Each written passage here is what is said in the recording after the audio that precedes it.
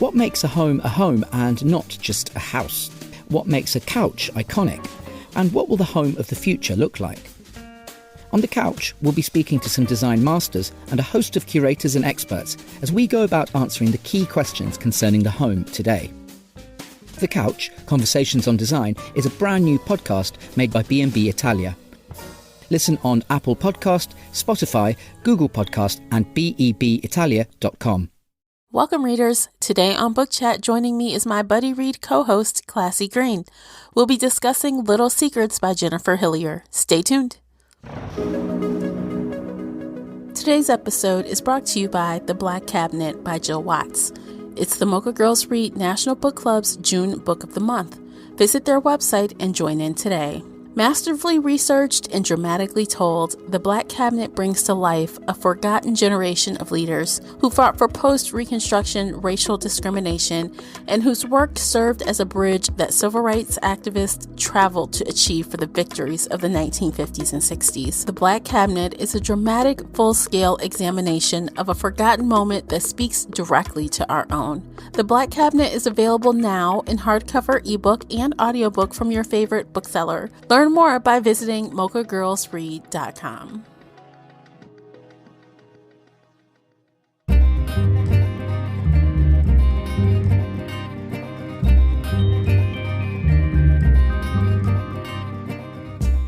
Hey everyone, I'm your host, Tamara Ford, and thank you for downloading this month's Buddy Read discussion featured here on the Shelf Addiction Podcast. If you're new here, every week we get bookish with book discussions, book review shelf bites, and more. If you are wondering what is a Buddy Read, this is a feature where Classy and I select a thriller or mystery title that we both are interested in. Then we have a candid discussion about that book or audiobook. We even discuss it in our Facebook group Shelf Addiction Official during a live chat. So grab a glass of wine, a cocktail, a cup of tea or coffee, or whatever your drink of choice is, and settle in for this fun discussion. As always with book chats, there is a spoiler alert in effect, so you've been warned. If you enjoyed today's episode, please support this podcast by sharing it with one book nerd friend or on your favorite social media space. That would really help me out, and I appreciate you for doing it. The uncut video version of this podcast is available now on Patreon. Join us there for exclusive videos, including this podcast after show. You can find both Classy and myself on Instagram and Twitter. And if you're reading or listening to this audiobook and would like to contribute to the conversation, of course, be sure to join the Shelf Addiction Official Facebook group. I hope to hear your thoughts on this discussion. The links for everything I've mentioned are below in the show notes. We've got a lot to cover today, guys, so we're going to jump right on in. Joining me is the Buddy Read feature co-host, Classy Green. Welcome back, Classy. Hi, Tamara.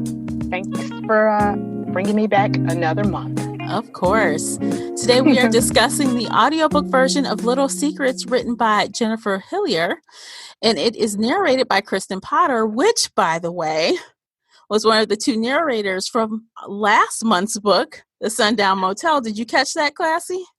You know what? I thought her voice sounded familiar, but I didn't remember the name because I'm listening and I'm like, gosh, this sounds familiar. Yeah. Who was she? Which? Okay, we'll go back later.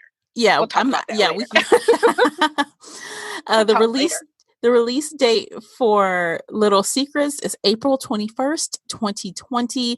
The unabridged audio comes in at 10 hours and 33 minutes. So yes, this was an interesting, fun ride, and it was pretty long. It was published by Macmillan Audio.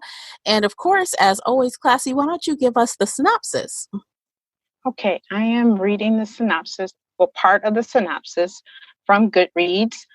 If you like to read the entire synopsis, please go to Goodreads.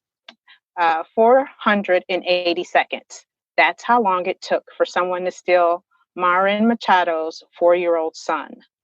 Marin had the perfect life, married to her college sweetheart. She owns a chain of upscale hair salons, and Derek runs his own company. They're admired in their community and are a loving family, up until the day Sebastian is taken. A year later, Marin is a shadow of herself. The FBI search has gone cold. The publicity has faded. She and her husband rarely speak. The only thing keeping her going is the unlikely chance that one day Sebastian reappears. She hires a PI to pick up where the police left off. But instead of finding him, she discovers that Derek is having an affair with a younger woman. That is Little Secrets by Jennifer Hillier. Hillier? Oh. Yes. Hillier, I think. Yes. All right.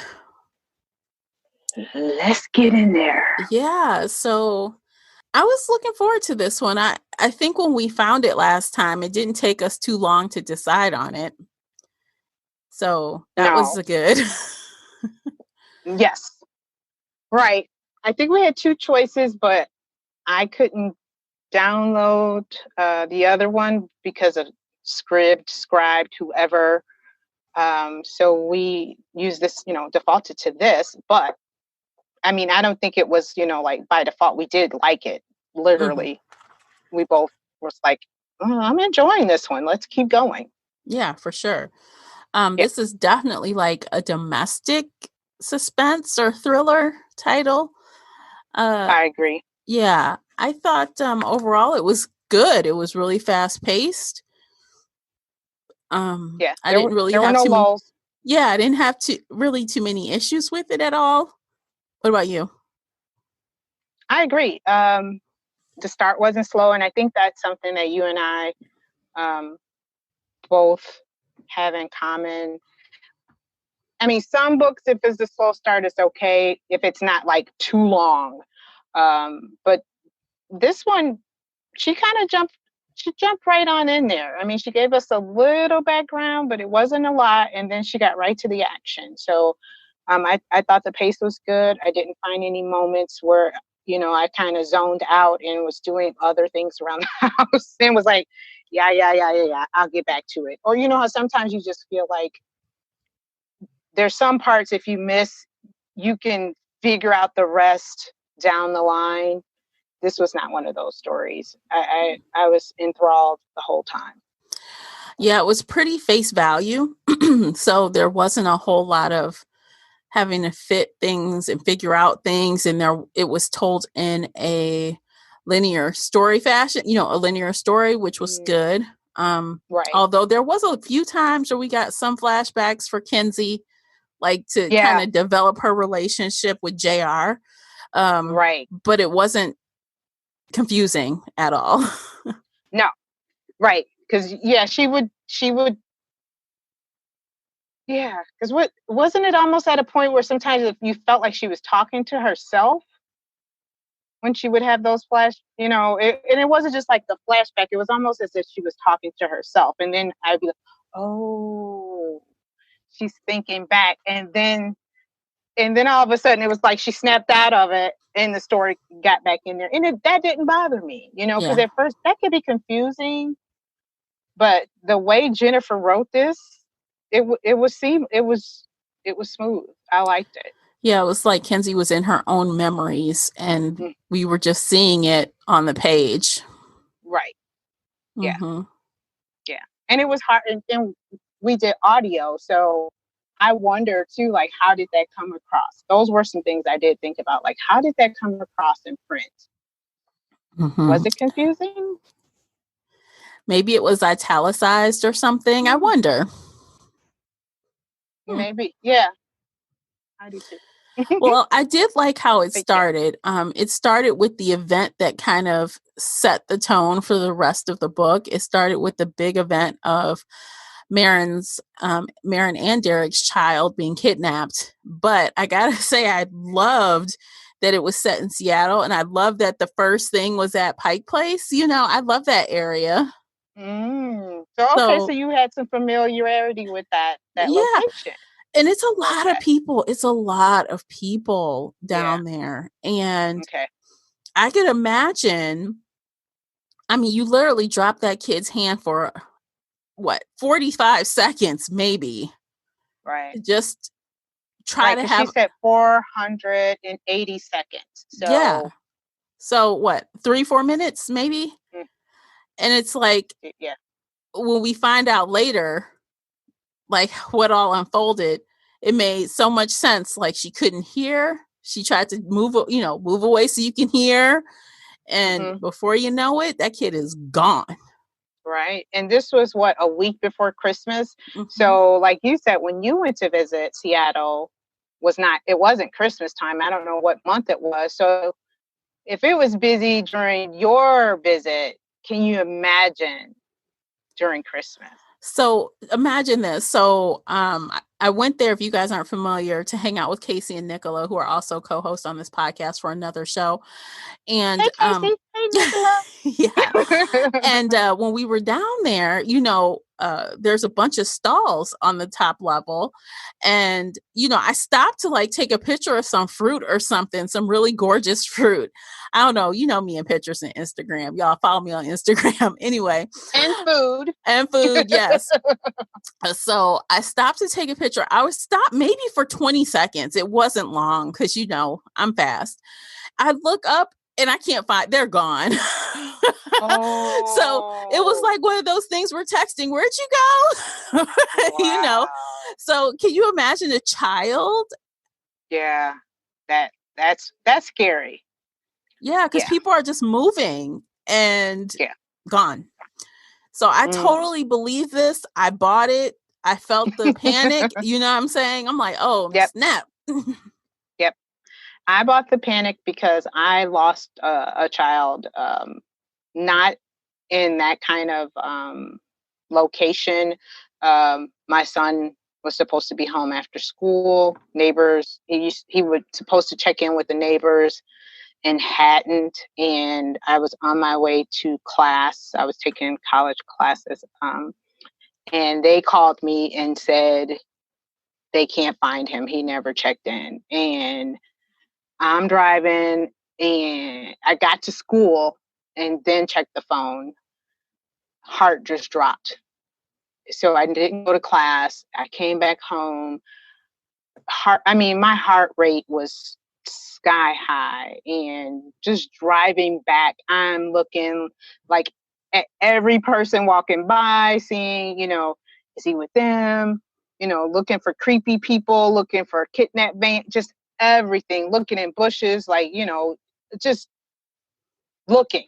So I understand the hysteria of losing a kid. And come to find out, he was at the other neighbor's house next door. My other son was supposed to come home at a certain time, but he forgot to tell my son he had an after school activity. He left his key. Other neighbors saw him sitting on the porch. It was hot. And she said, just come over here and call. Well, he called, nobody answered. He wound up falling asleep over there. So, wow. So yeah, but I was crying. Because after a while, I think it was like an hour or so, we had called the police. So by the time I came home, I had called my husband. Neighbors called the police. By the time we got home, it was just full out police here. Everybody's crowded around. And then while we're outside the house, crowded around, the neighbor next door comes out and said, what's going on? And I'm like, we're looking for Devontae. And she's like, oh, he's inside sleeping. They're taking a nap. No.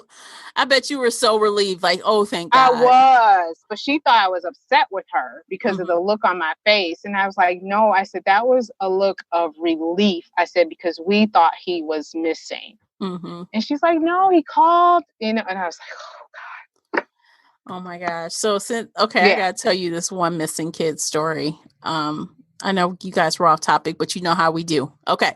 So I remember this like so clearly. I feel like I was in the 3rd grade.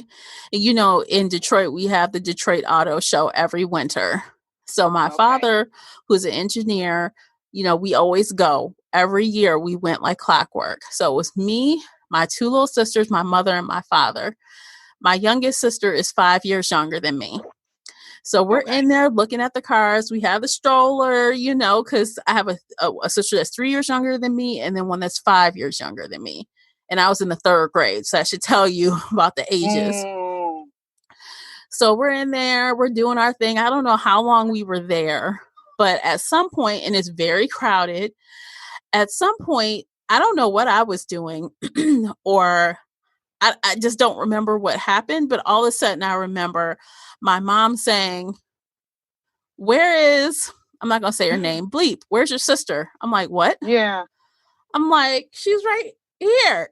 And my mom was like, what? And so, and I wasn't like watching her. We were all walking around together.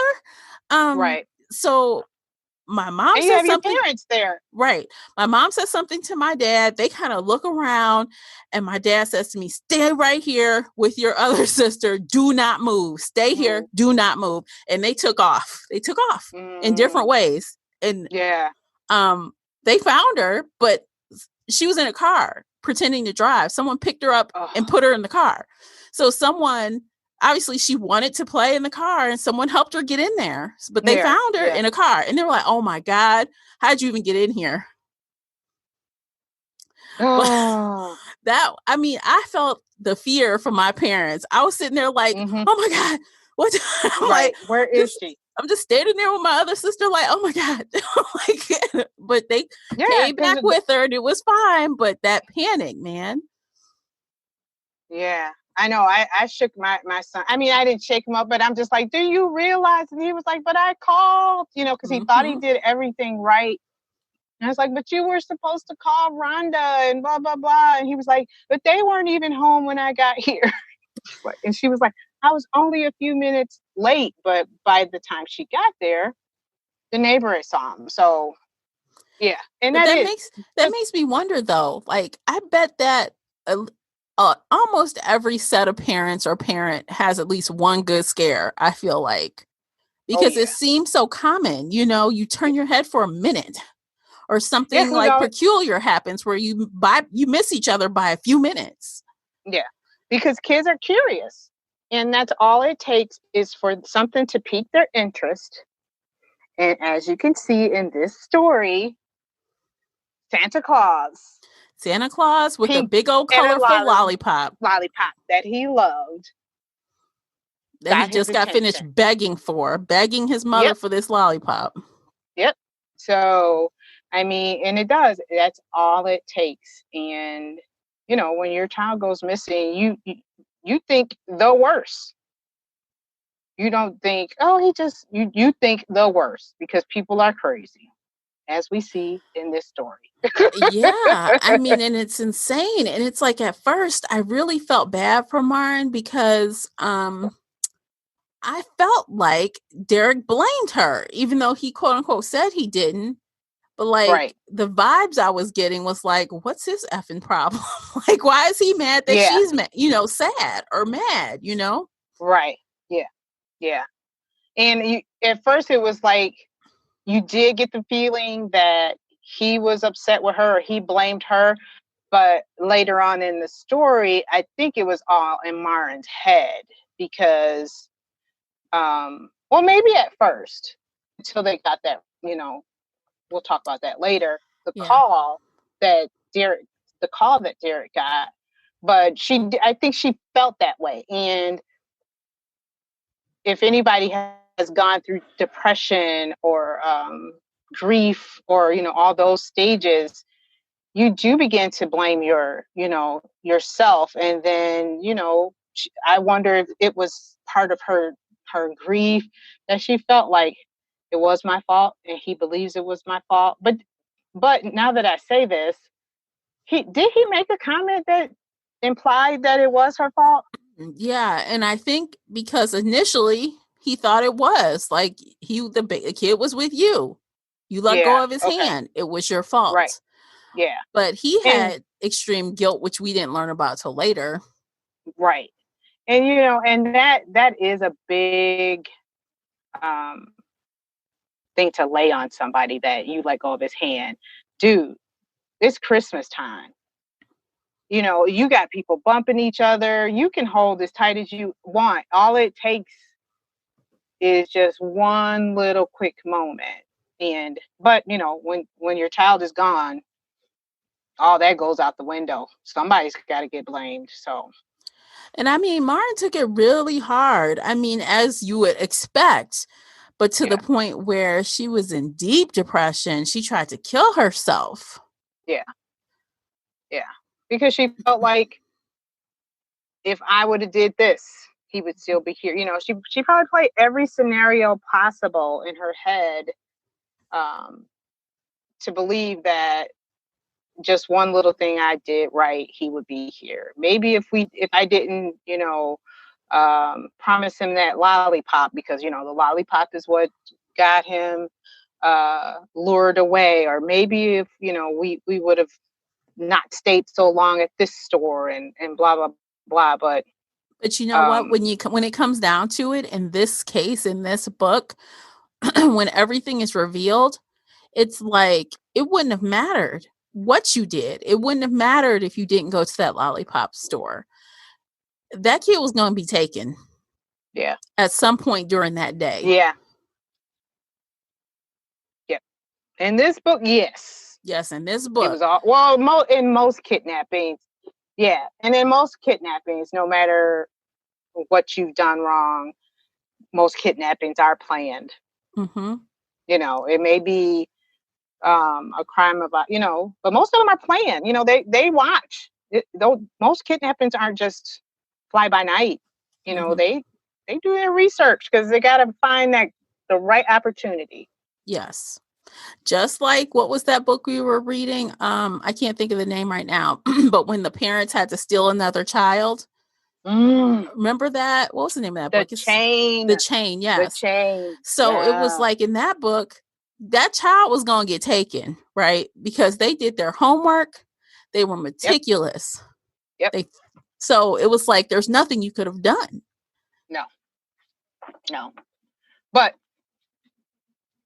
yeah, any mother, most parents, you I mean, you feel guilty. And you do.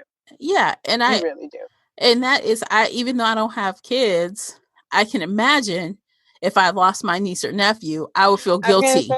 And that I was gonna say, just even like babysitting other people's kids, like, we've had my daughter's friends over to the house, and one of them wanted to leave. Well, she wanted to go walk down the street because her friend lived down the street. Well, not on my watch, because your mom entrusted me with you. Mm-hmm. So no, you cannot. Now I can go take you down there. Well, come to find out, she had other plans. And when I offered to take her, it was okay. But you know what I mean? Those are the things that you worry about. And a lot of your kids don't get it.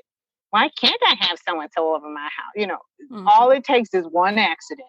Yeah. And then you're in trouble, because you are in charge of somebody else's child. And that's a big responsibility. So like you said. Yes, it is. Yes, it is. Yeah, it is. Yeah. So a year later, we jump ahead after this incident, which is good, because we didn't need to see that time in real time at all. No.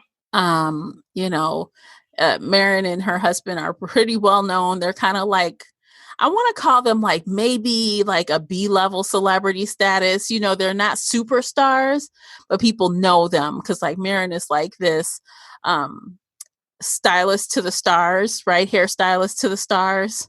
Yeah. And her husband J-Lo. Derek has J-Lo and stuff. And Derek has a very successful business, so they're very well off. They have money, they have some clout. Right. But the publicity has faded. The search has gone cold, and their relationship has crumbled to nothing. Yeah, they don't talk. They haven't had sex in months. Yeah. If not a year. Mm-hmm. But, they're not. She's in grief. She goes to a missing parents of missing children support group. Derek started off going, I think, maybe one session or whatever, and then he stopped going. But yeah, the communication is sparse, because again, Derek believes she's responsible, and I think he said he didn't believe in this kind of group therapy or whatever. So they are just basically two ships passing in the night. Yeah. They live together. That's it. They're roommates at this point.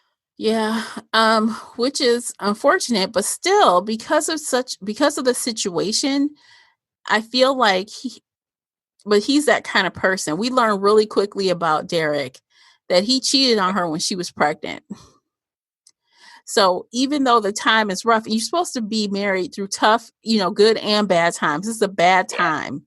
And so what if you haven't had sex in a year? Guess what? Your freaking kid is missing. Okay. And to his knowledge, what he knows, he feels like the kid is dead. We're not going to say how he feels that yet, but he feels like the child is dead. Right. So why wouldn't you give your wife the benefit of the doubt and try to get through it? Yeah. Because it's, and when that was revealed, I kind of went back and thought, oh, this dude is going through his own thing as well. Because how do you tell your wife, when we hear that at the end of the story of what would you have done? Or how would I tell you that? So now he's dealing with grief or guilt. I'll say guilt. But again, he is a character. You cheated while your wife is pregnant, dude. And what was his excuse? She wasn't taking care of him, or he felt like he was being neglected. Basically, I mean, I'm not saying verbatim from the story, but it basically falls into the category of, I don't feel like I'm being taken care of, or I'm being left out. Why? Because she's carrying the child and all the attention is on her. Right. Okay. Like, get out of here. You're a little needy, but that shows you he's not really a good guy in that way. No. So no. And they said, well, he even mentioned that he grew up with nothing. So he wanted to make sure, he was showy. Mm-hmm. I wouldn't necessarily say narcissistic, but he had to have the finer things. He loved having that, what was the name of that car? The Batmobile, but what was the name? Was it a McLaren or something? It was something. Was it Bugatti? No, it was some. It was something very, very expensive that not a lot of people can own. No. So everybody knew when they saw that in that little Seattle town or whatever, and I won't say little, but when they saw that car, that it was his, and it showed, oh, I got money. I have lots of money. It shows I have money, and look at me. I mean, look at me, because if they only manufacture 5 of those things, come on, everyone knows who has those cars. That's the kind of car he had. Yep. And he loved the attention. And granted, you didn't grow up with anything, but that's a big neon sign of, I need attention. I'm starving for attention. But so those things, when we think about that, well, those things about him, though, made him the ultra douchebag to Sal, who is Marin's best friend. Mm-hmm. Who happened?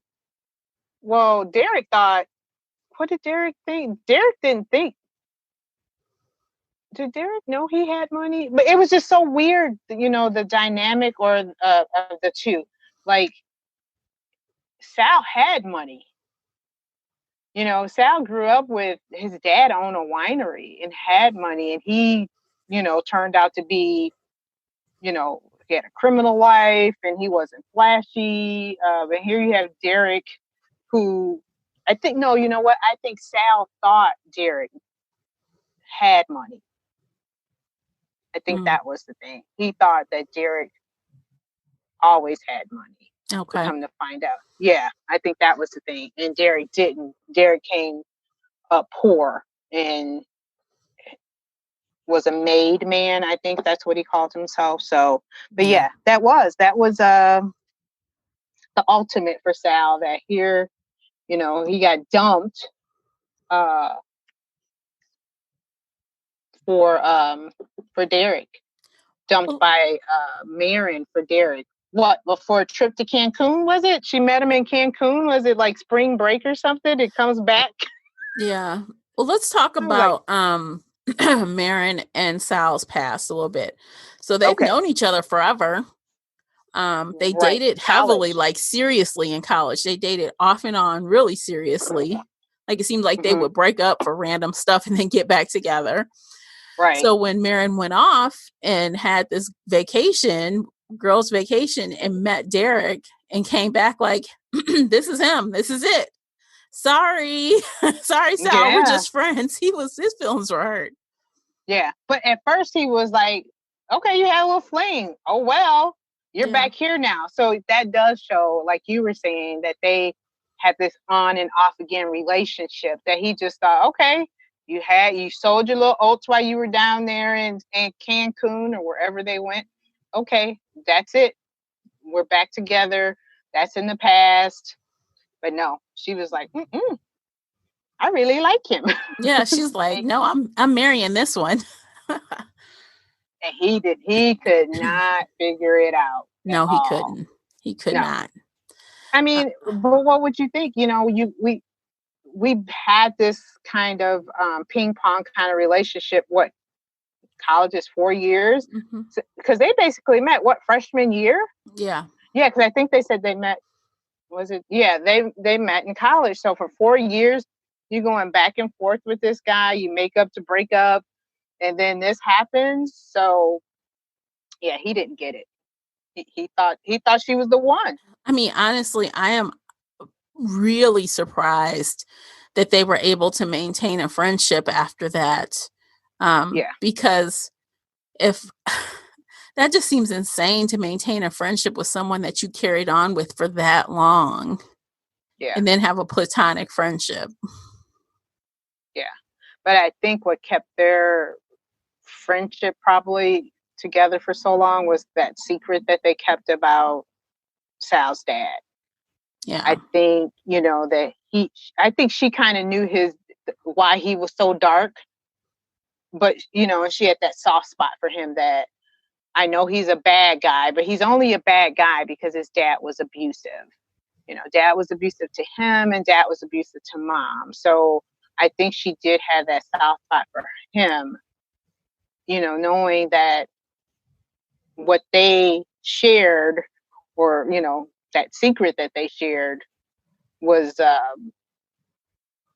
something that you kind of, you hold on to.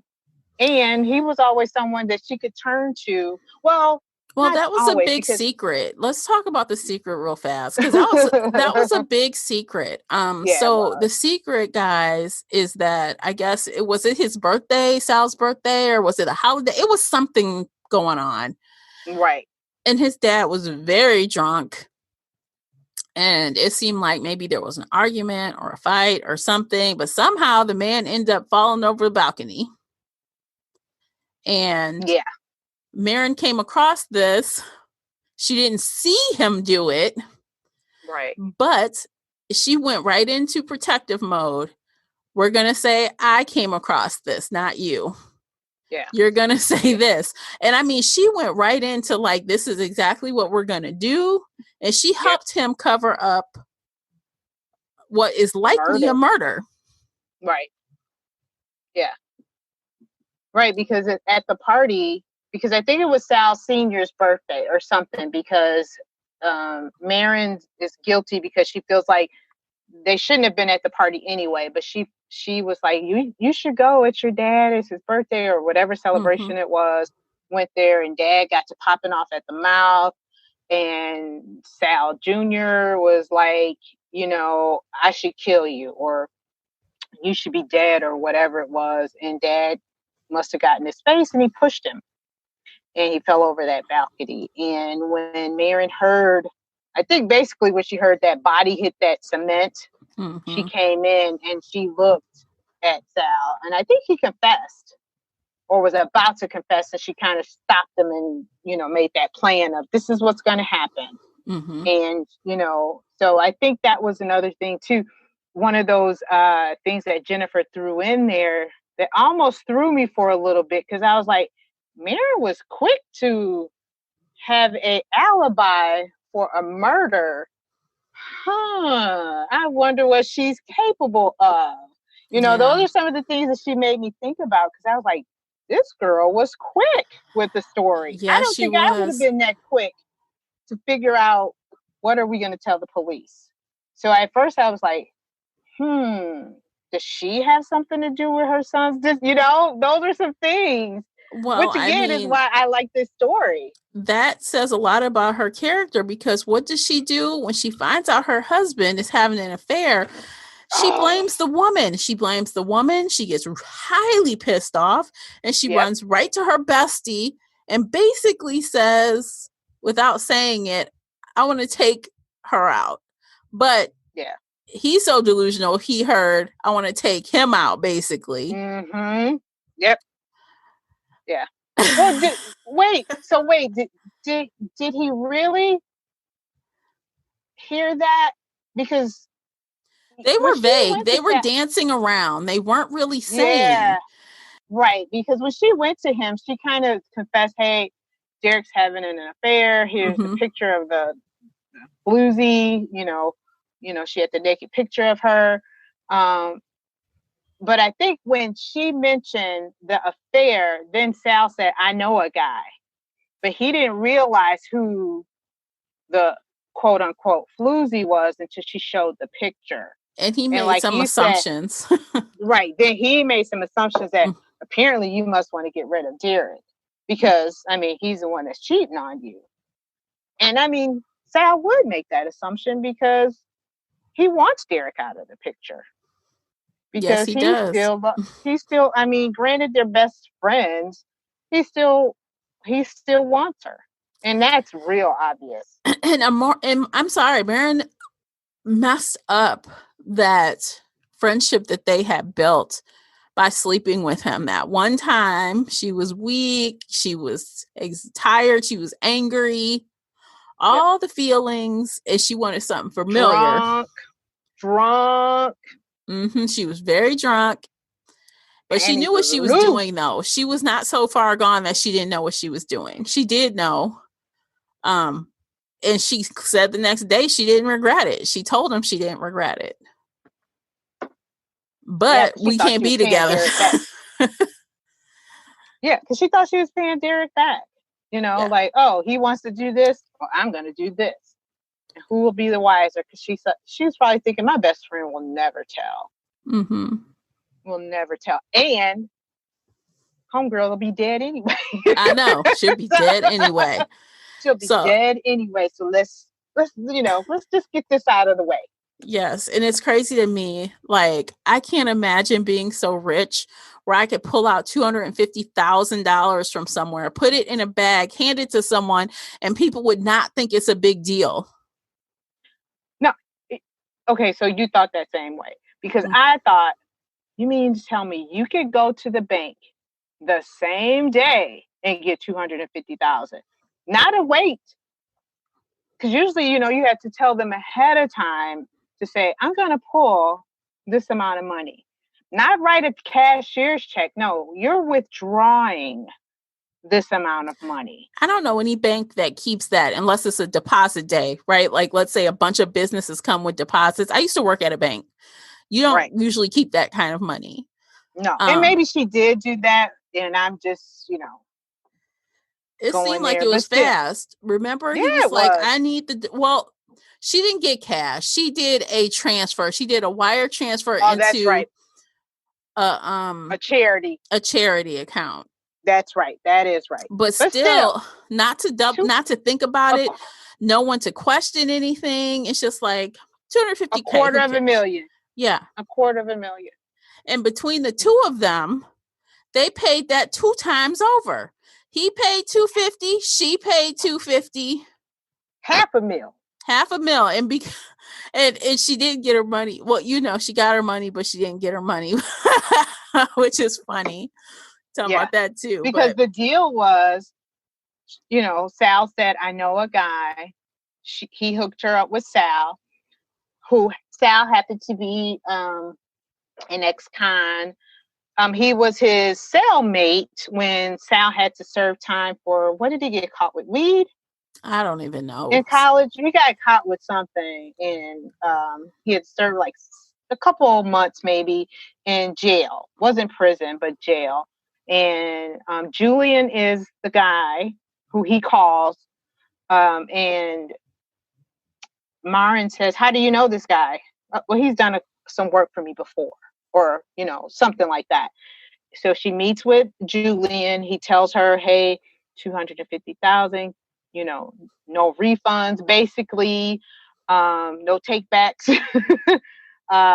He gave her some rules. We're going to extend the time because if I do it too fast, it's going to look obvious. But he very professional, and they met at this little restaurant. Apparently the waitress knew this was his spot to be clients because I thought that was the funniest scene because I can't remember her name. She kind of laid in the cut as he took care of business and refilled coffee and knew she was going to get a big tip.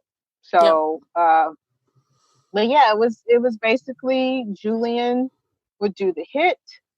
But Julian was surprised too because Julian thought it was the husband. And he thought it was the husband because that's what Sal told him. And she's like, no, I want Mackenzie dead. Yeah, I want this whole dead. Yeah. Well, you know what? Let's go back to with Mackenzie because I see your face. You like, we want this trick dead. Yeah. Her right here. And what happened is, like we said like I read in the synopsis, Myron had hired this detective. I can't remember her last name. Veronica, I think that's her first name, to, keep looking for Sebastian. While researching, she found out that Derek was having an affair with Mackenzie. Mackenzie worked at a coffee shop. And once she found out about Mackenzie, let me backtrack. Veronica, isn't her name Veronica? I feel like it was Vanessa for some reason. Vanessa, okay, it was some kind of V. Yeah. She told her, hey, there's this app you can use that can trace text messages, or you can mirror the text messages. So she loaded this app. Shadow app or something. Shadow app. Downloaded the app and found out about Mackenzie, and then basically stalked Mackenzie, stalked her Instagram page, found out that she worked at some coffee house in Seattle. Myron went to the coffee house, pretended like she didn't know who Mackenzie was, ordered a coffee, blah, blah, blah. And it was funny because she basically dogged poor Mackenzie out. She was beautiful, but her roots were bad. And this she had pink hair. Well, she's a young student. She didn't have nothing. Yeah. Nope. She was a struggling graduate student going for an MFA. So, Yep. Wow. In interior design with a mother who is in nursing facility because of, dementia? Yep. So, so Myron goes to the coffee shop and pretends like, hey, I'm just here for a coffee. And Mackenzie plays it off. Because at first I was like, maybe she doesn't know what Myron looks like. It was well done.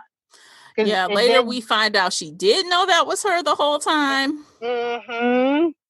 Good acting. So, yeah, but Myron stalked her. I mean, every chance she could get. And, the Shadow app, every time she sent a message to Derek, she would read it. They had this little tryst. I can't remember where they went. But, they had hotel stays and all this kind of stuff. So... Which was funny. Okay, so speaking of that was funny to me because, so Kenzie, we start to learn more about her, Mackenzie, aka Kenzie. We start to learn that this chick is not just some dumb, doe-eyed college student. We start to learn that she's actually very surprisingly aware of what she's very aware of what she's doing, these relationships she's having with he's not the first one. Right. And she's a professional girl. She's a professional girlfriend. And she even notices, like one of the quotes I, marked, there's a big difference between a man who genuinely wants to be with her and a man who just doesn't want to go home.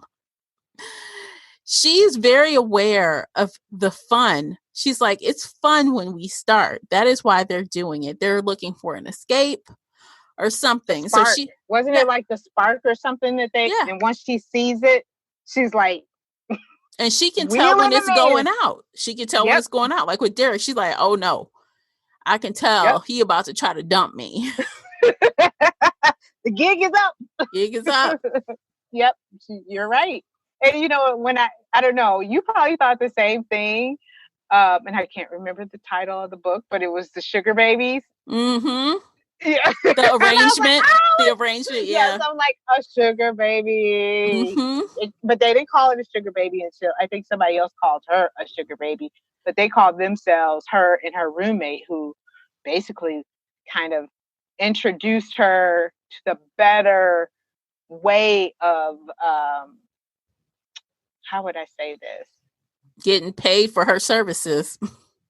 Right. It basically, if you're going to do this thing, do it the right way. Her roommate showed her this, but she called it professional girlfriend. Yeah, she's like basically, don't mess with these broke ass. You know, get the guys who got money, play them, and then when they are done, and they want to get rid of you, they are going to pay you to go away. Because the first boyfriend offered her $10,000, and her roommate was like 10. Mm-hmm. You're selling yourself short, babe. I was like, 10? Dang. She's like, no, you need to like triple that. She's like, I'm talking $50,000 to go away. and the kids was like, her eyes was probably like dollar sign. She's like, tell me more. Tell me more. And she learns because through her memories, we see her basically blackmail a dude. Like, hey, I'm gonna walk up to your door and knock on your door. Even though the wife of this guy, I think his name was Peter, she was already crazy. The wife came to her apartment trying to knock down the door and bust her way in, but she didn't care. She was like, I will still go over there. And he was like, whatever, just go away. I'll give you whatever. She went over there pretending like she was drunk. She was like, no, I love you. And he was like, get away. Like, yes, for a price. Yeah. He's like, what are you doing here? You've got to go. She's like, but I love you. Whatever you want. Okay, I'm good at $50,000. And she's like, are you crazy? She's like, 9. Then she sobered up real quick. 9 a.m. I will. What bank do you bank at? Mm-hmm. Oh, First Midwest. Okay, 9 a.m. I will meet you there. Or I'll see you back here. At your front door. My kids are in there. Okay. I'll be there when your kids are there too. Kids and wife. So yeah. Which that was important because I felt like the author did not want us to have any kind of sympathy for Kenzie, no matter what befell her. No. And you're right. You are so right. She didn't leave anything unturned. It was like, this woman picked everything possible. You know, like you said, you didn't have any sympathy. She was, but you know, she tried to fool us with I'm not a homewrecker. They're a homewrecker, which I did agree with. I did agree with that because the men know. Look, here's the quote. She knows too that she's. I got the quote. Here it is. Okay. The one term Kenzie has never liked is homewrecker.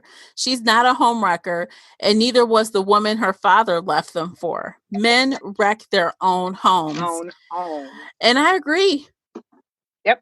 The person with the commitment, the person wearing the ring, has the responsibility to not be doing dumb stuff. Yep. And I mean, just because Kenzie knew does not make her the homewrecker. Because you, like you said, you made that commitment. She didn't make a commitment to Susie Homemaker. Peter did, or Paul did, whatever his name was. Yeah. He did that. You had those kids with that lady. Mm-hmm. Oh, I realize I love her. You weren't anything. We were just, that's not what you said under those sheets in the Best Western or in the 5-star hotel, or you know, she don't know. She's not going to know Best Western. I forgot. Yeah, I changed that real quick. Yeah, I was like, wait a minute, Best Western? Nah, sorry. Don't those have doors to the outside? Girl, that might be where she stays when she's not with her sugar daddy. Because you know she was poor. She was living in. She was bone poor. Apartment. Yeah, in that apartment where she blows through her money and is gone. Yeah. Because like that one scene where she and Derek were going on their little weekend vacation and they stopped at McDonald's and she was going to pay for this McDonald's, but she was so broke. Like that her card declined for less than $10 basically, because what was it, a Big Mac, fries, and she got something cheap because she knew she wasn't sure. Mm-hmm. So she was and I mean oodles and noodles was her meal of choice, because what was it, 10 cents a packet? Mm-hmm. Maybe 20 oodles of noodles. I'm thinking she might have used a little cup of noodles, but anyway. But yeah, she blew through her money. Because I'm thinking too, and granted, she was paying for her mother's health care. But I'm like, what did you do with the $50,000? I don't know. I guess maybe. I mean, because I know she said the first time she got that money, she paid her next tuition, I forgot about tuition, and then she paid for her mother. That's right.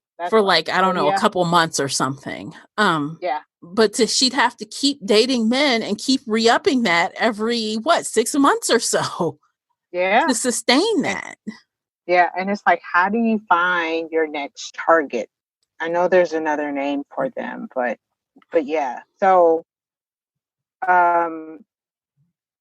as we find out later, Derek finds out about Derek and Kent, because let's backtrack. Kenzie has a on again, off again relationship with the old boyfriend named JR. Mm-hmm. And I think she dated him when she was in high school, back in her old town.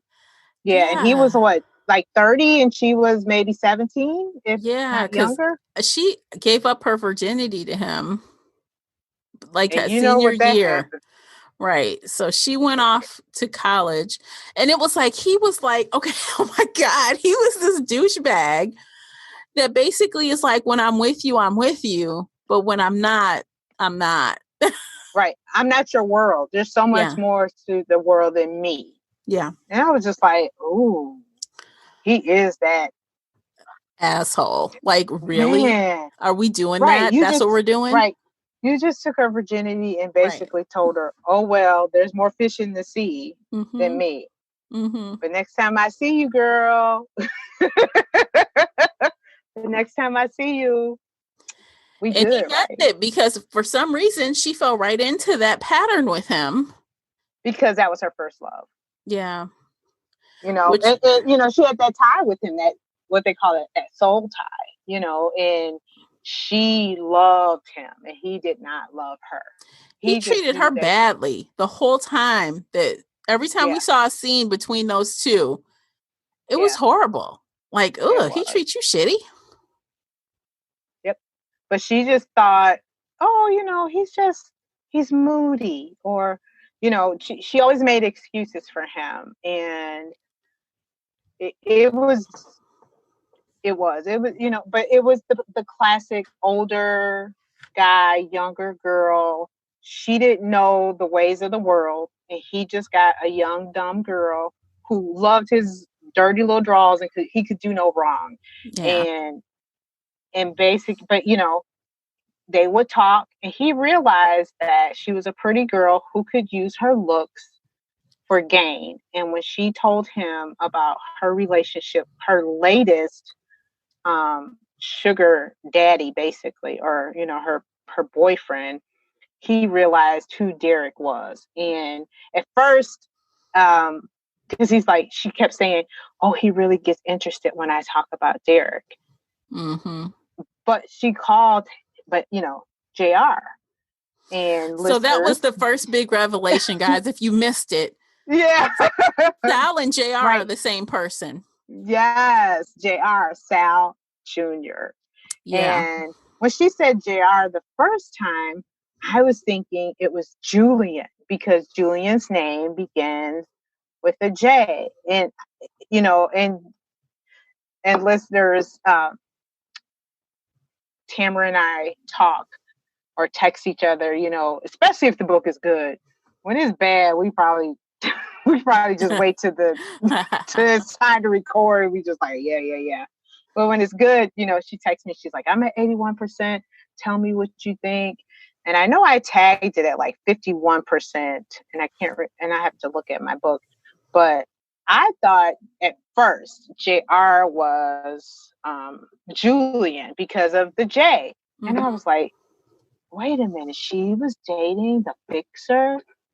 And then, we go on. And then Julian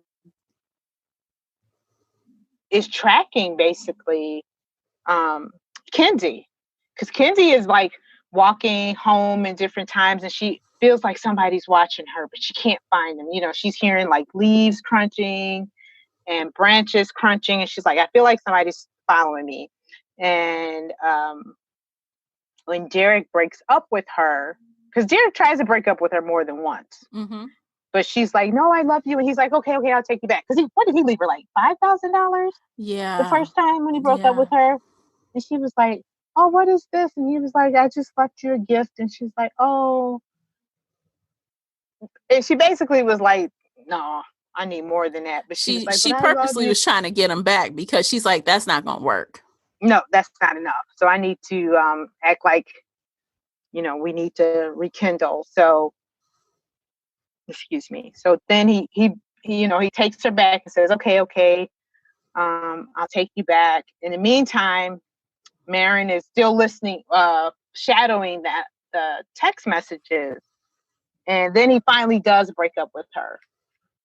And Mackenzie finds out that Marin and Derek are in Whistler or whatever it is, some kind of location, on, what did she find out on Instagram? Was it? Yeah, she was stalking her Instagram account and figured out they were on a anniversary weekend. 20-year anniversary weekend. And once she finds that out, she's like, you know what? Then she got drunk. She decided to go to the house. And I can't remember why she wanted to go to their house. Was she going to trash it? I don't know. I don't even remember why she got there or why she went there. But she was drunk. Who knows what decisions you make when alcohol is involved. But she realized that she knew the code to the house and went to the house to do something. And long story short, she comes out of the house, hears somebody is, realizes somebody is stalking her, and it's Julian. And she's like, Julian, what are you doing here? Is JR with you? And he punches her. And that's when I realized that Julian is not JR, but that JR is Sal. Yeah, I didn't make that connection right away. I feel like the first time I made the connection that JR and Sal were the same person, without any like doubt, I absolutely knew they were the same, was around that 81% when Sal and Marin were having that phone call and he just kind of went off on her. I'm like, wait a minute, we've never seen his personality like that. Like that reads like JR's personality. Yep. Because what happened was, Sal was going to see his mom again. Mom's hip surgery didn't go well, or she was going to need another one, and she needed a lot of help. And Marin said, you know what? I'll go help Mom. I feel bad. We're good friends. I'll be more than happy to go and help Mom. And Sal, refused her every time, but Marin kept, badgering him. No, I feel bad. And he basically said, shut the fuck up. Yes. No, don't come see my mom. She doesn't like you. You should have been, the mother of her grandchildren, but no, you basically had to go marry Derek. So yeah, he basically snapped off, and he snapped off hard. He said she doesn't even like you. Every time she sees you, I mean, he went in on her. She was like, damn, okay. I won't go. It's like, I never knew her to be like that with me. Yeah. But okay. And so you do realize, like, okay, he's trying to keep her away. So he's hiding something. And spoiler alert, this is also the same moment I knew that he had the kid. because in Mm-hmm. my mind, I'm like, why is he not wanting her to go up there so bad? What is he hiding up there? Yeah. He's hiding something there or Right. somebody. Yep. Because it was more than just you seeing my mom. It Yes. was, you're trying to block me from possibly discovering something. Because if your mom is just helpless because of hip surgery, that's no big deal. Mm-mm. But he was afraid mom might talk, And I mean, we reveal already something. had like some connective tissues already because the author was laying the groundwork by the investigator telling us, well, what's in common between your Oh, husband? right. Yep. You know, this happened then, something happened then, and something's happened now. You Right. know, his girlfriend's missing and his child was missing. Yep. The common denominator was Derek Yeah. at that time. And Right. you're just like, And then we're Right. thinking to ourselves, no, the common denominator is really Marin. Yes. But then you start thinking, wait a minute, but the common denominator in this whole scenario is Sal, Mm-hmm. the girlfriend. Yeah.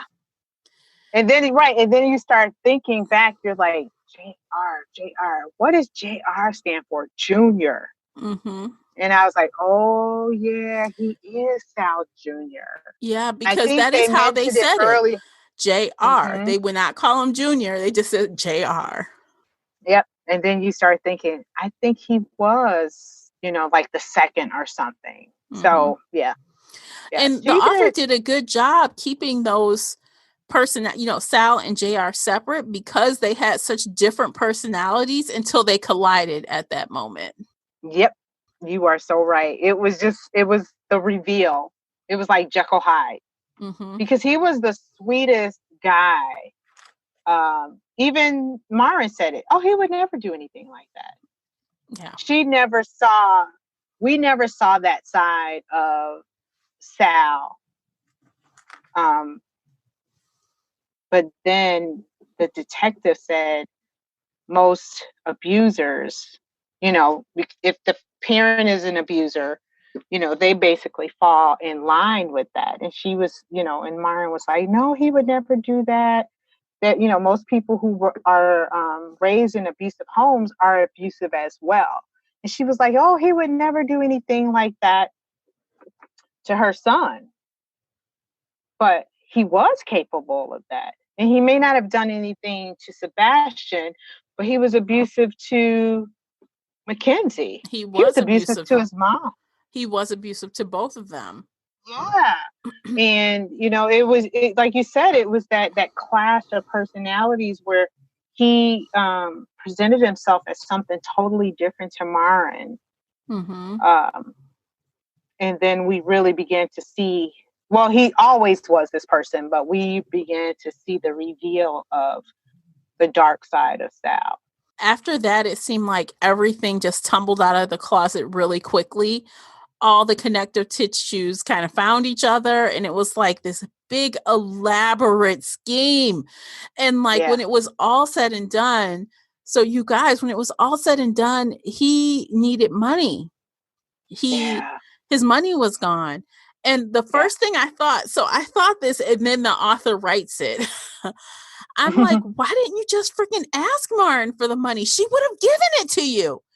Yeah. And then they said that, she would have given you the money. You didn't have to do all of this.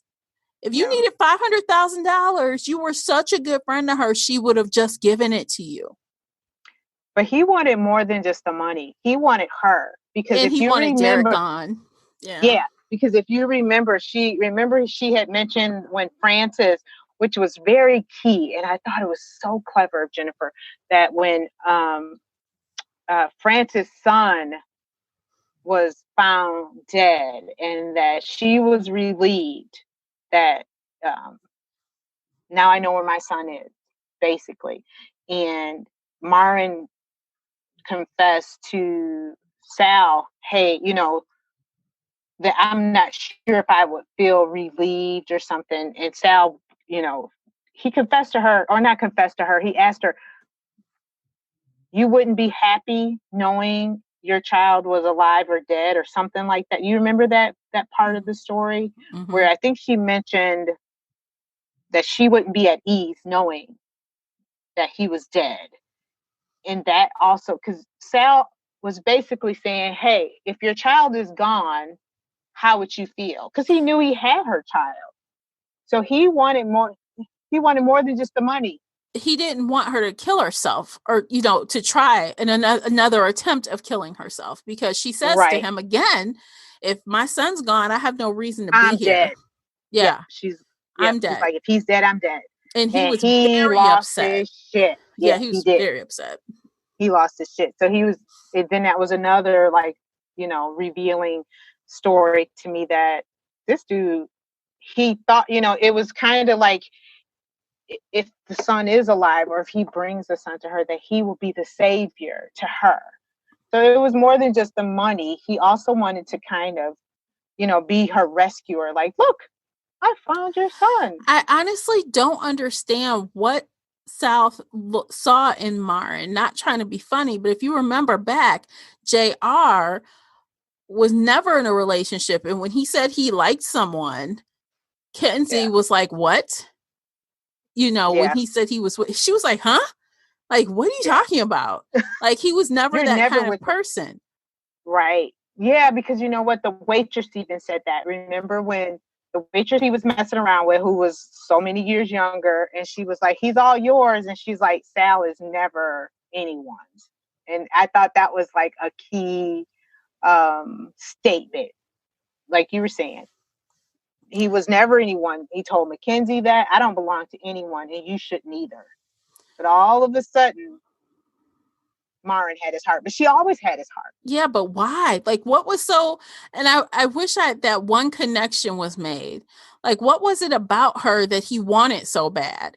Is it that, because after 4 years of getting together, breaking up, getting together, breaking up, like that seems normal for like college age relationships, but then to keep like wanting her so bad that you're gonna tell on her husband when it's like you're trying to set him up to break up their marriage at one point. Now you're gonna kidnap their kid to try to break up their marriage at another point. It just was like, it just got to be so obsessive, and I couldn't figure out why he was obsessed with her. Because if you think about it, in most of the relationships he had, he was always the one in control, where Marin was the one in this one. He was the one who had the power or the control over Mackenzie. Because Mackenzie and his relationship, did that start before college? No, that was after. It was after college for him, but it was before college for her. Mm-hmm. But yeah. Which is weird. Or maybe he was in, but and that's another thing that doesn't quite align. Their age gap. Like, how much of an age gap is it?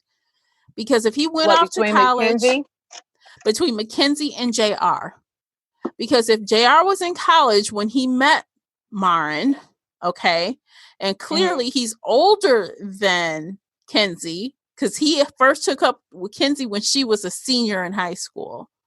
Right. So if he, I don't know, if he's a junior, a freshman in college when he meets Marin, the age doesn't line up. Like, the age difference between them was never clear to me. Like, at first I thought there must have been like 8 to 10 years between them. But now it doesn't make sense. I thought it was, because I thought they mentioned something like he was 30. He was 30 years old messing with like a high school senior. I thought they mentioned something like that when they revealed the story of, because the mom was the caretaker or the housekeeper, and they were saying that he was a dirty old man, but nobody cared. But he was older, if not maybe mid-20s, late 30s. So I'm thinking maybe right after college. So I'm thinking maybe average person 30. I don't know. Because think about it. So if they just celebrated 20 years together, Marin and Derek, they met in college. They got married. Okay. had this kid. And if you remember when the kid was taken, he was 4 years old.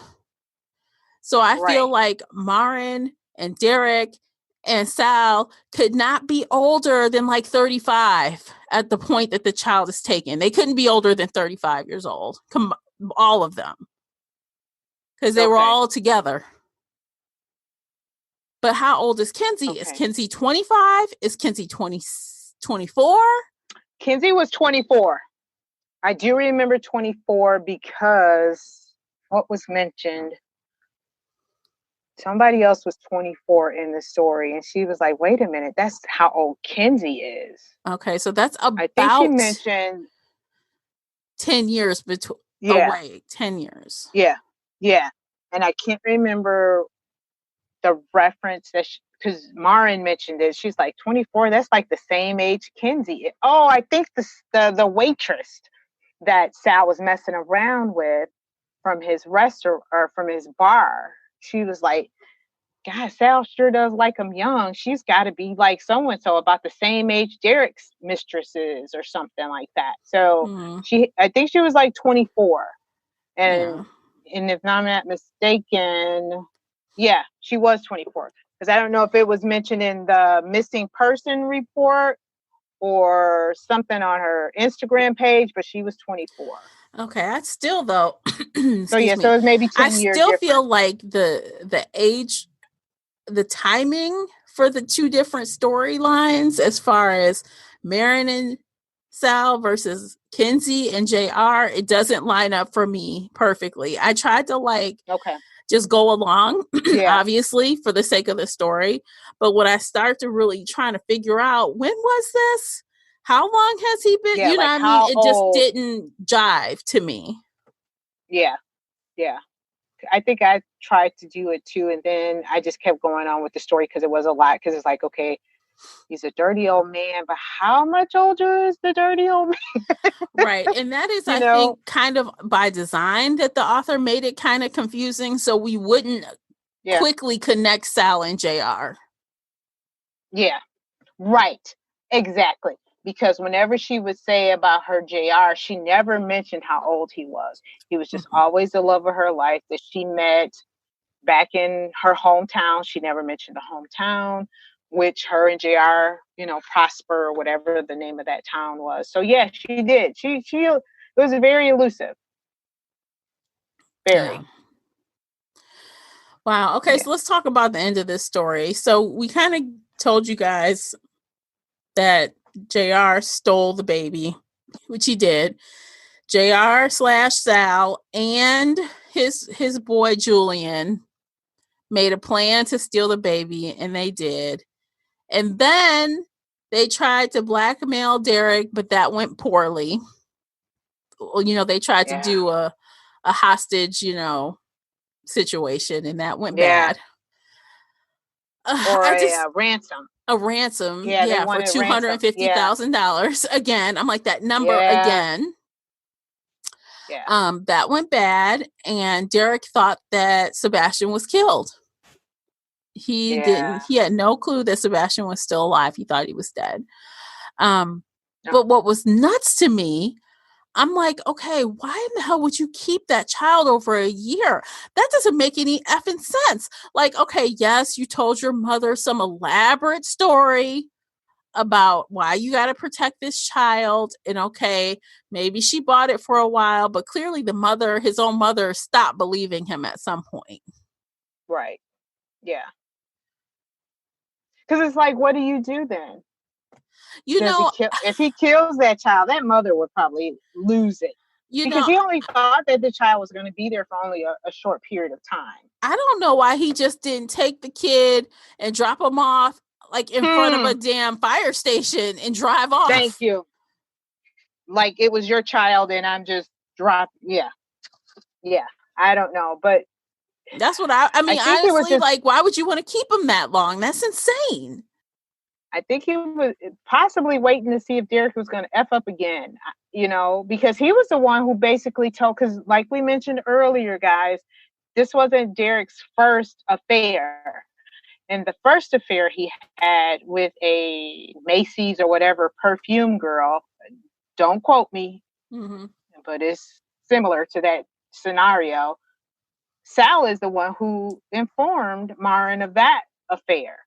So, every time he has an affair, except for the second time, the first affair, Sal informed him. So I also thought about that. Like, was he waiting for Sal to mess up again so he can kind of reveal to Marin, hey, your husband's a jackass. This is what he's done. Right. Yeah, but like you said, a year. But then I think, too, he knew if he killed that child. I don't think he had it in him to kill him. But no, not at all. I'm just surprised he didn't dump the child. Like, when the plan didn't work as he expected, instead of trying to hide this child. They needed the money. But the money didn't work out. It didn't work out. Like the ransom didn't happen. No. So then you're going to just keep the kid forever until you can figure out another ransom? I don't understand. Because obviously I think it was a coincidence, or just happened to work out. Well, you know what though? Let's go back really quick. So he kept the child for a year. Kenzie and Derek dated for 6 months. Mm-hmm. And so if you think about it, within that 6 months time, he probably was thinking, we just need a little time to get Kenzie and Derek acclimated until we can get to this point where we blackmail him. So that's probably that little time frame of keeping him for that year, because you have to build it up. She couldn't just ask for the. You don't go for it. I'm seeing. But see, I don't, because I thought that Derek wanted Kenzie to actually. I mean, not Derek. I thought Sal actually wanted Derek to be with Kenzie so that they could go off, and he would leave Marin. That's what I thought. Like, that's why he was so vested in their relationship. And then when things obviously weren't going the way he wanted them to go, he decided to try to help Kenzie make some more money off of him.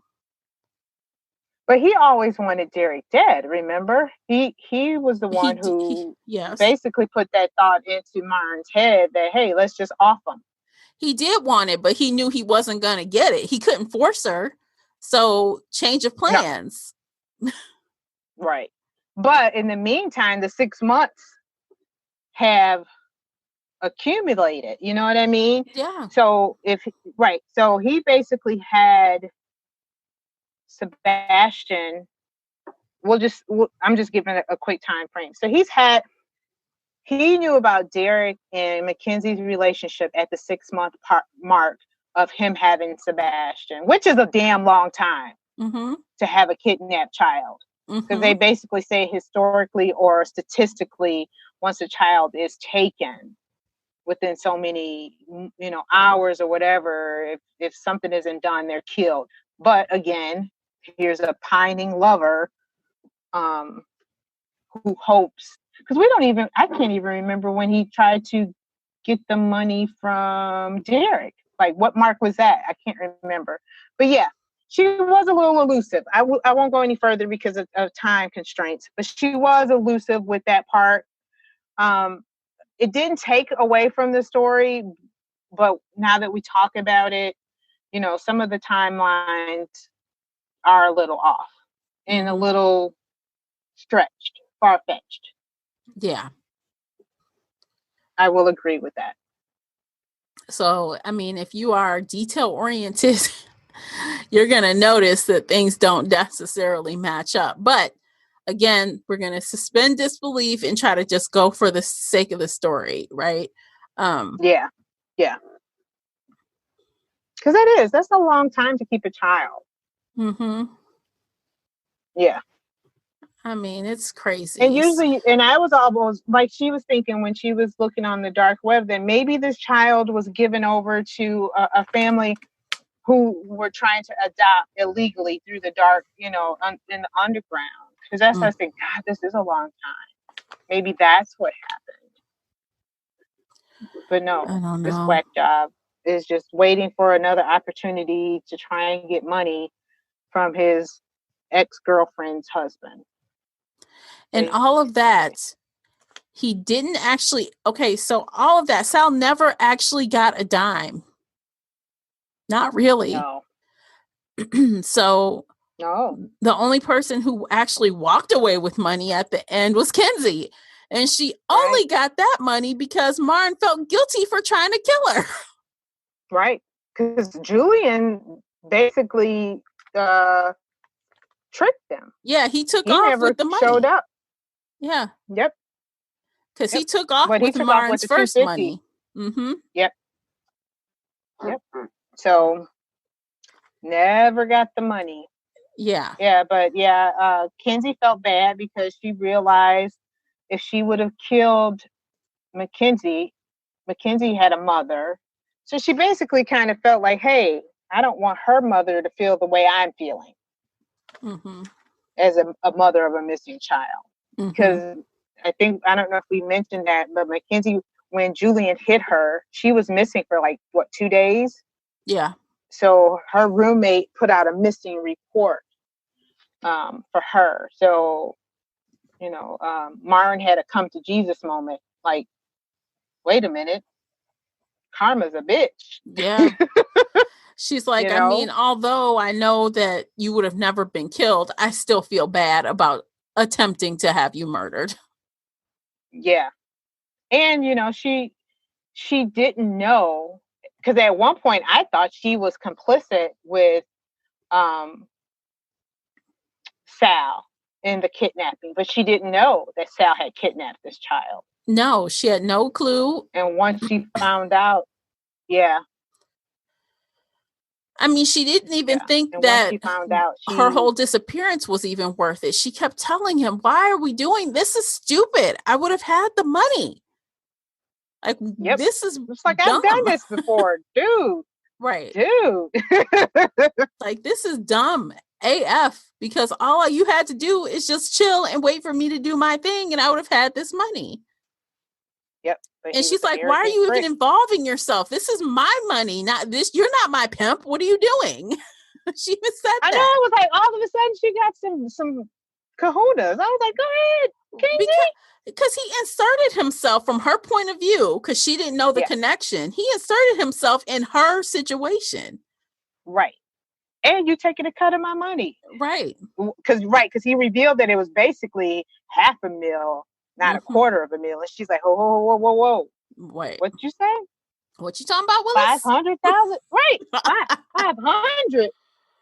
No. Look, don't mess with a woman's money. She started grilling him like, what are you talking about this money? Like, she was not letting it go. She's like, I'm not a math genius, but something isn't adding up here, sir. Yeah. Yeah. But, like, where did this other $250 come from? And of course it was from, Derek. Yeah. Yeah, Derek supposed to pay that ransom. And of course she didn't know about Marin's $250 that she already paid. Right. To kill her. She was like, damn. She's like, what? Right. She was blind. She was blindsided from all sides. Yeah. All sides. She was, he tricked her. So for someone so aware, she was really played. She was played. They were all played. That's what happens with love. Yeah. When you love somebody like that, and I guess that's what we can say as a theme, love is blind. You just begin to think, no, they couldn't possibly, like she never thought Derek would, do what he did. Her wife, her husband, she never thought he would, even though she had she never thought he would, try and pay a ransom and try to save the day. Or, with their son's life, basically. Yeah. And she even told the detective, Sal would never do anything like that. He wouldn't hurt Sebastian. Okay, no, he didn't physically hurt him, but he took him from you. Yeah. He's very capable. This man is very capable when you think about it. Friend or no friend. When the rubber hits the road, he's a convict. You know, he has a mean side. Oh, he definitely does. But she never saw it until that one time, like you said. Then it all revealed when he snapped. Yeah. Wow, it was crazy. I mean, it was really an elaborate situation going on. Yeah. So I give her credit for that. Oh yeah, she weaved a good story.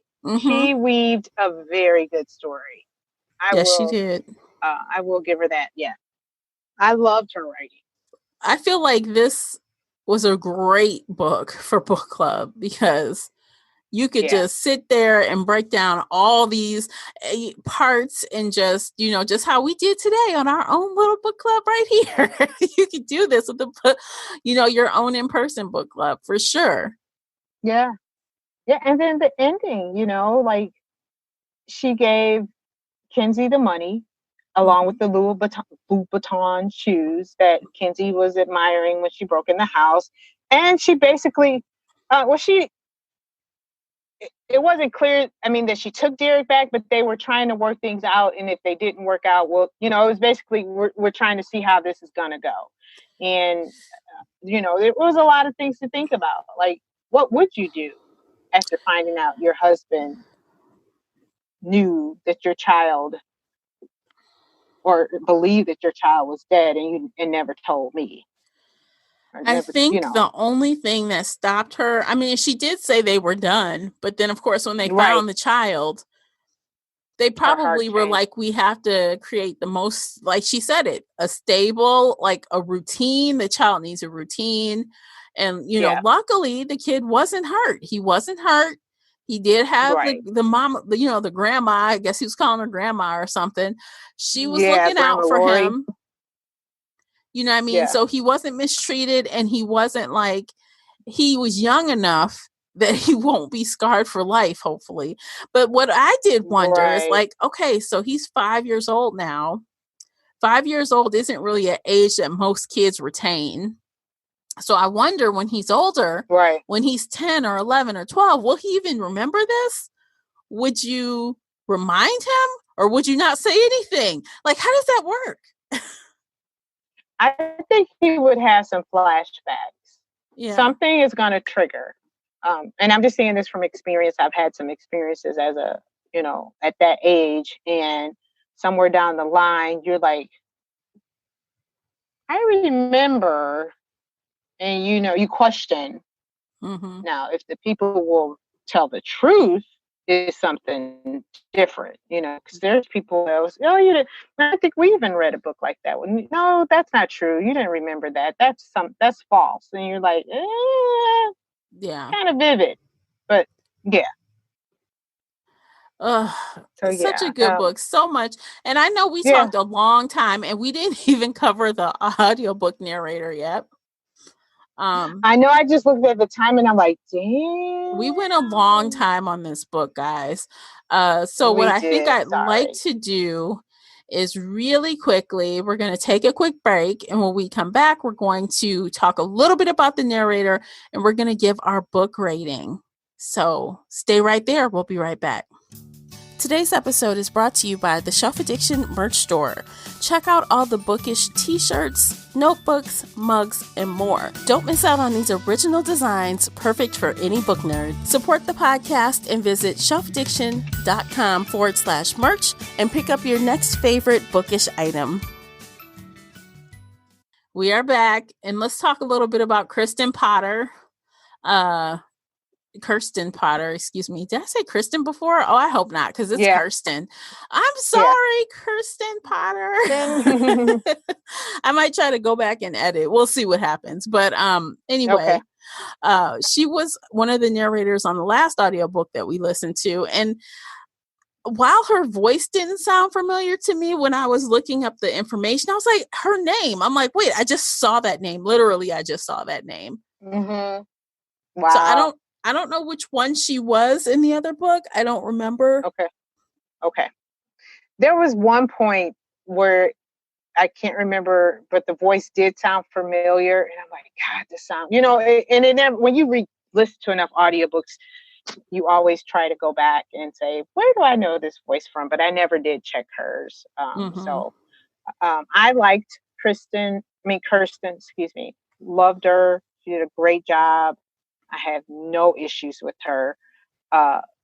Male voices, I knew the transition. I knew when she was in, what character she was playing. Bravo. Yeah, I have absolutely no issues whatsoever. I enjoyed it. It was easy for me to just be sucked into the story, even though I do think just by me reading some of these quotes, and it didn't dawn on me while I was listening, but this was told in third person, wasn't it? The whole book was third person. Yeah.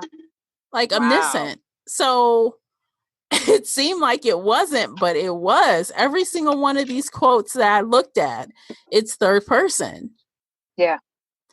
That's why I was like, I wonder how this came off. She did a great job. Gosh. She did. Yeah. Very, very good. Great job. Of course, and always with Macmillan, great audio quality, no issues. I recommend the audiobook, definitely. Mm-hmm. Exactly. Yeah, I do too. So, Classy, what did you rate Little Secrets? I rated it a 4. Okay. Me too. Yeah. I mean, it was a good book. It wasn't like, oh my God. But I really enjoyed this. I enjoyed her writing. I love the way that, the suspense, the thriller that she weaved. And as we talked, she was very good with, keeping us aloof that JR and Sal were 2 different people. Mm-hmm. And that secret of where was Sebastian and who knew where Sebastian was, I enjoyed it. I liked her writing. And I liked the story. Yeah, same here. I said, I rated 4 stars as well. Other than me being caught up on some of the timing, I mean, I didn't really have any issues outside of that, but it just kind of nitpicked at me. I'm kind of like, I don't understand. Outside of that. Right. So, I mean, but outside of that, it was good. And like I said, I do think it's a really fun read for a book club. And this wasn't too dark. Even though it was a kidnapping, there wasn't like a lot of really horrible things going on, like some of the books we've read recently. So, and the kid, while he was kidnapped, which is horrible, he was taken good care of. Yeah, I mean, he was treated well. Yeah, I would read another book by him. Yeah. I've marked some of her other books. It had that thriller vibe, but it didn't have any of the over-the-top grotesque kind of stuff that kind of creeps people out. Yeah. No triggers besides kidnapping. Yeah. So, definitely recommend. So I think because we've been on for so long, we're just going to end things there. Sounds good. I do want to let you know, if you are curious to see who we have cast for our movie fantasy casting, definitely come on over to Patreon and listen to the after show, because we are going to reveal all over there, and it's available right now. Come on over. Yes, join us over there. So that's it for today. Thank you so much for listening. And until next time, happy reading. Bye, guys.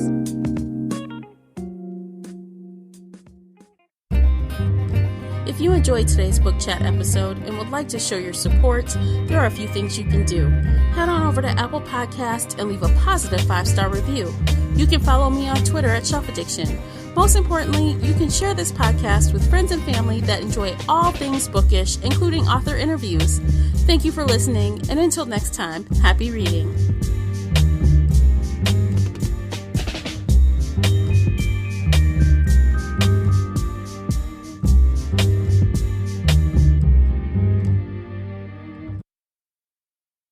Switch to T-Mobile and get 4 lines for just $30 each and the incredible iPhone 11 on us. So you can take a portrait photo of the whole family with the ultra-wide camera.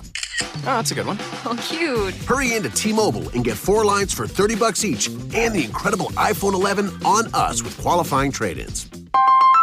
Via 24 credits for well-qualified buyers with AutoPay plus taxes and fees. If you cancel before receiving 24 credits, you may owe up to the full value of your device of $699.99. Contact us. Finance agreements required. I've been riding a motorcycle for 52 years. I started having back pain that turned into a knee pain. I couldn't even sit on the motorcycle. I was like, oh man, am I going to have to give up riding bikes? Kaiser Permanente, they decided I needed a hip replacement. So I was going to do it through outpatient surgery. Panned out great. Recovered overnight. Was home by 11 o'clock the next morning. I'm glad I made the choice for Kaiser Permanente. I'm enjoying life. Every medical case is unique. Kaiser Foundation Health Plan in the Mid-Atlantic States, 2101 East Jefferson Street, Rockville, Maryland, 20852.